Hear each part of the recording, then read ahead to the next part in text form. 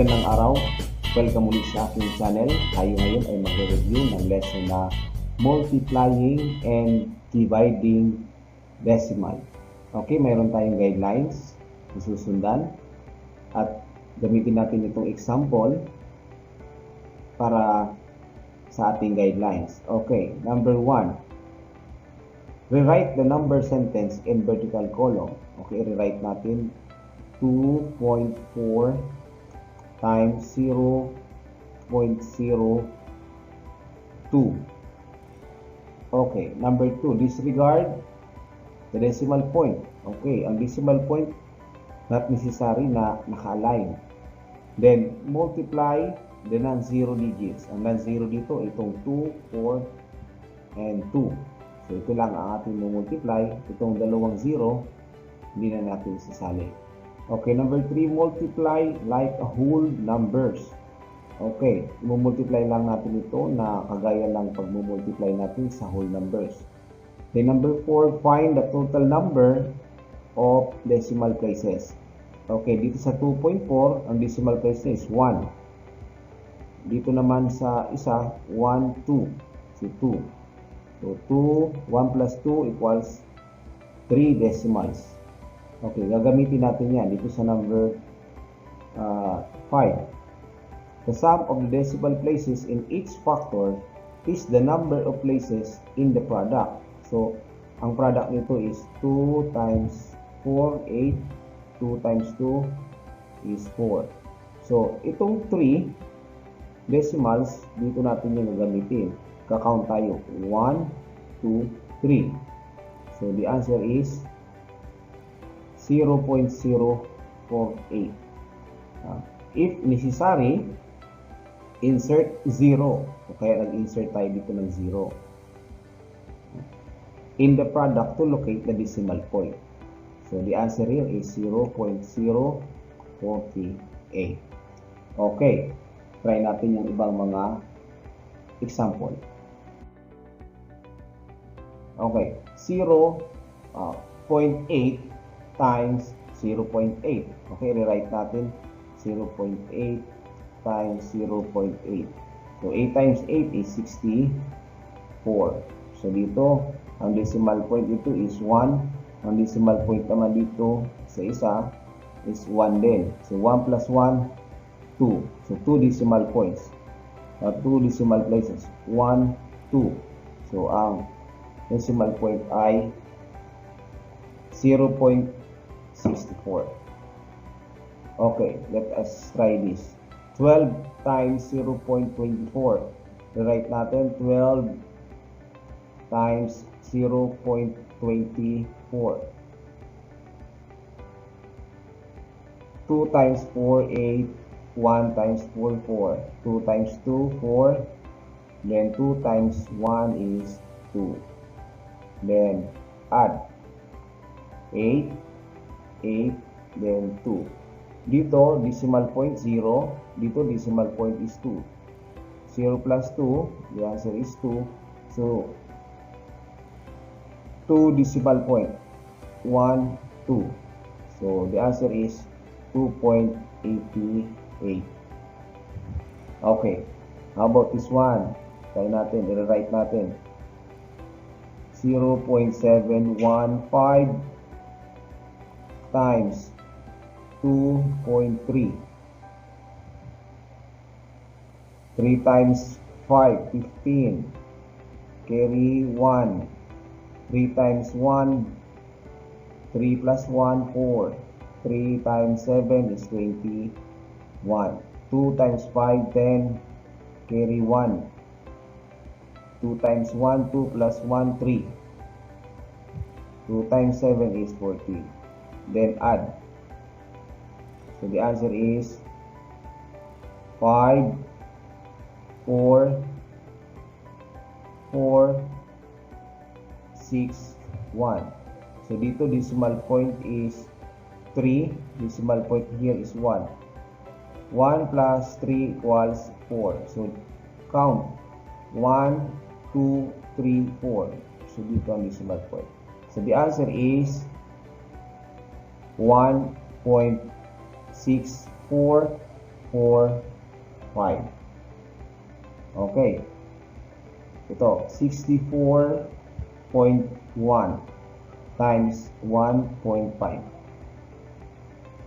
1 times 5, 5. 4 times 5, 20. Carry 2. 5 times 6, 30. Plus 2, 32. Then 1. 1, 4, and 6. Then total 5, 1, 6, and 9. So the answer is, decimal point dito is 1, dito rin is 1. 1 plus 1, 2. So 9, 6, 1, 5, 2 decimal, 1, 2. So the answer is 96.15. Okay, mag-try pa tayo ng ibang multiplying by 10, 100, and 1,000. Okay, in multiplying number by 10, let's say whole number 24 times 10 equals 240. So nagdadagdag lang tayo ng isang 0. So ang decimal point kasi niyan is 24.0. So move lang ng forward, 1 decimal. Forward. Okay. So in decimal point, decimal number 2.4 times 10, the answer is, move ka lang doon ng 1, so 24. So let's say 0.240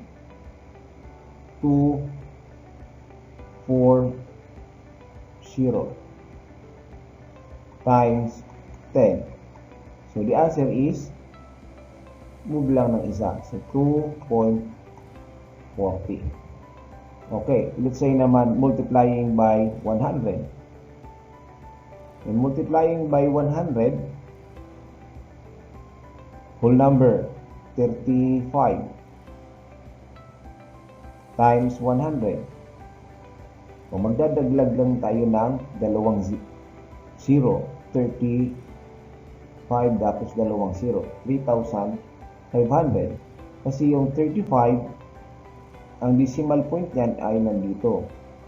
So add ka ng, multiply mo sa 100, move ka lang forward ng dalawang moves. So 3,500. Okay.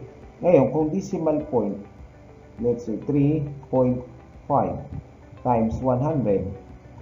So the answer is 350. Kasi abot lang yan dito. Okay, 350. If 1,000 naman, i-multiply natin 1,000. Multiplying by 1,000. Okay, whole number 78 times 1,000. So 78,000.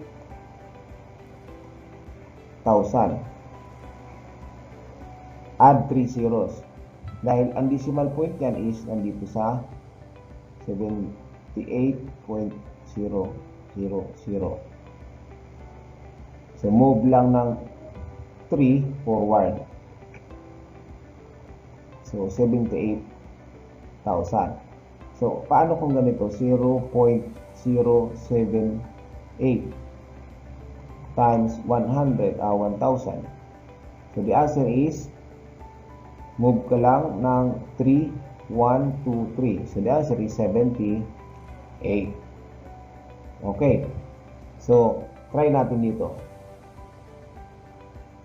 0.9 times blank equals 9. So just move 1. So the answer is 10. 1, 0. So dito, count 1, 2. So 100 equals 45. 0.45 times 100 is equal to 45. How about this one? 0.0250 times blank equals 250.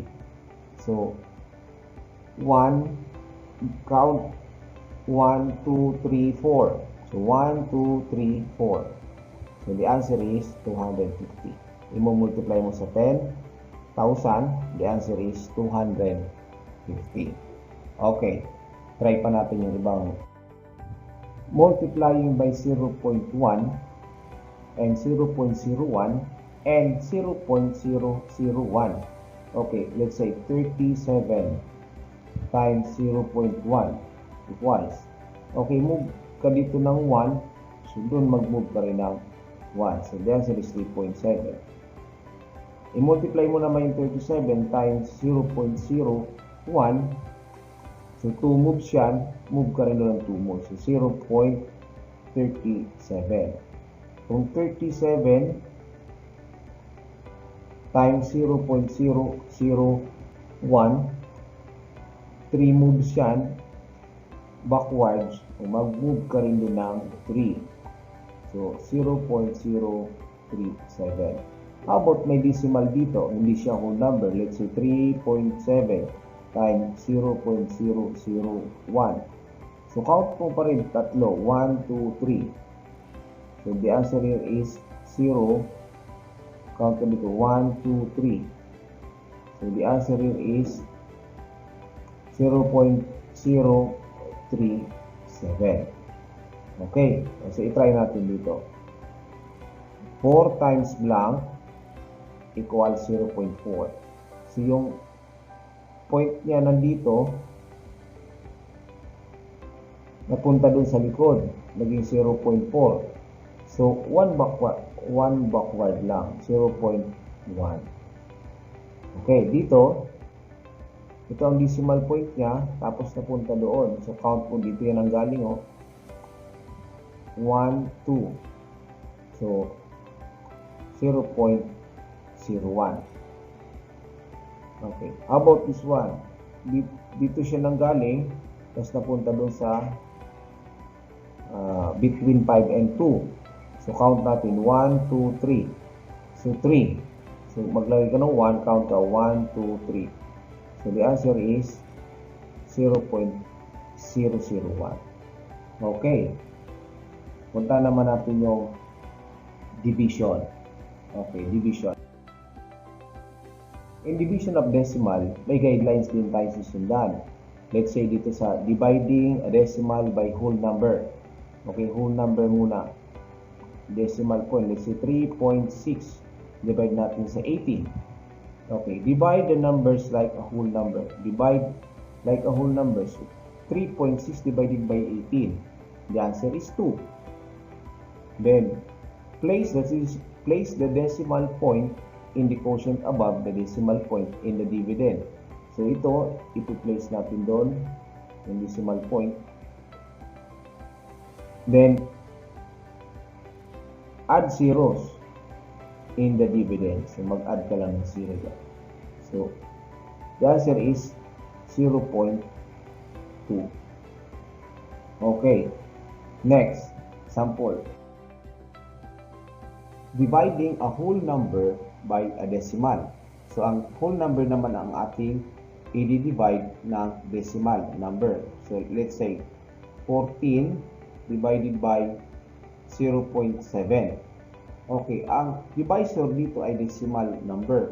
So, gagawin natin whole number. So, pag ginawa natin whole number yan, mag-move ka ng forward 1 decimal place. Going to the right. Dapat mag-move ka rin dito ng isa. So, mag-add ka ng isang 0. So,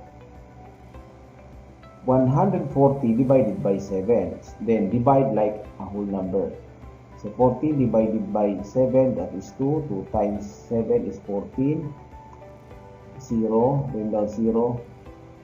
Divided by 7 equals 0. So, the answer here is 20. Okay. Another example. 28 divided by 0.14. So, yung divisor, move mo sa dalawa para maging whole number. So, yung 4.14 ay magiging 14. Pero dito sa dividend, mag-a-add ka rin ng dalawa. Kung ilan ang move dito, ganun din ang dadagdag mo, 0. So, the answer is 28 divided by 14 is 2. Then 28 rather, 28, 0, 0 times 14, 0. So, the answer is 200. Okay. Try natin yung ibang example. Dividing a decimal number by another decimal number. For example, 2.8 divided by 1.4. So, ito, gawin mong whole number, gawin mo rin, mag-forward ka rin doon ng isa. So, magiging 28 divided by 14. So, 28 divided by 14, that is 2. So, times 14 is 28, 0. Another example is 125 or 1.25 divided by 0.25. Okay, gawin mo whole number yan.